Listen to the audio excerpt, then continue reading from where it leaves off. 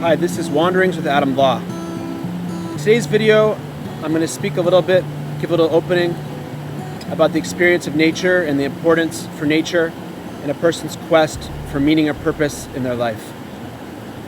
A difficult thing about the city life that we live in is that oftentimes it doesn't give us a chance to reflect in a place of serenity and peace, a beautiful place where we hear the burbling of streams. So here I am in my home in Tucson, Arizona, taking a little vacation from the cold north and getting a chance to view things in a little deeper way. Sometimes as people, when we're in the city and we're surrounded by our work, all the pressures of community, family, any other issues we have, we get in something which is called restricted consciousness, where we tend to feel like we're in a box. The walls are surrounding us. We can only push our way around and not see that the world's much bigger. It's very important in these times to be able to find a place where you can kind of get the expansive view, where you can leave your restricted consciousness and get to what we call expanded consciousness. I would even so much as say that you need to be in a place of expanded consciousness in order to make big decisions in your life. Sometimes when we're in restricted consciousness, we tend to move really quickly to get to the next thing. We feel like we're suffering with a particular issue. But the truth is, we're not able to make decisions fully when we're in this state of restricted consciousness. We need to get to a place of greater spiritual awareness, which you can only get in the oneness and beauty of nature. If you look at the Torah, there's all sorts of stories of the spiritual experiences that happen from its Eliyahu, Elijah, Moshe, Yitzhak, Yaakov, and the experiences they have in the wilderness.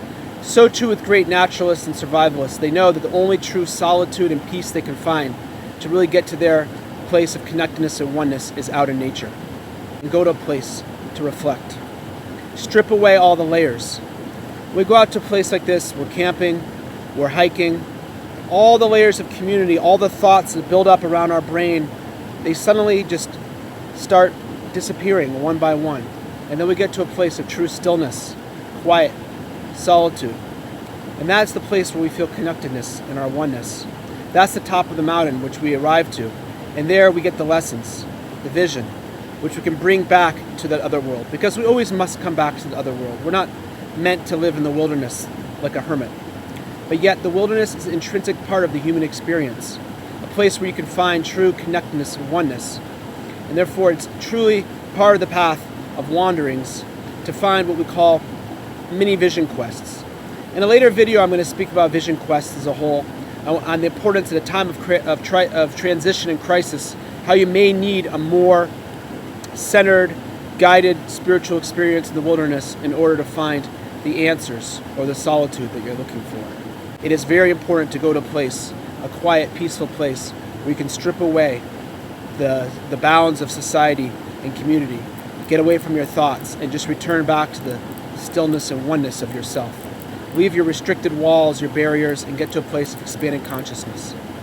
And when you're there, you can pray, you can sing, you can play your flute, or instrument, whatever you bring. But the most important thing is to get to your oneness in that place. And that is the place where you can transition to make the more difficult decisions that you need to make in life. Not in the constricted consciousness that we find inside the city. And I think one of the most important ways to do that is to go out in the wilderness and experience the beautiful wonder of the oneness and the solitude that you can experience away from the strictures of society.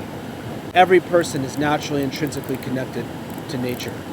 And every child should have the experience of bathing in the pure waters, walking through the mountains, feeling the sand in their toes.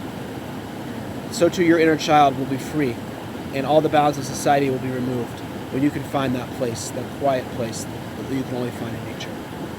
This is Wanderings with Adam Law. Until next time.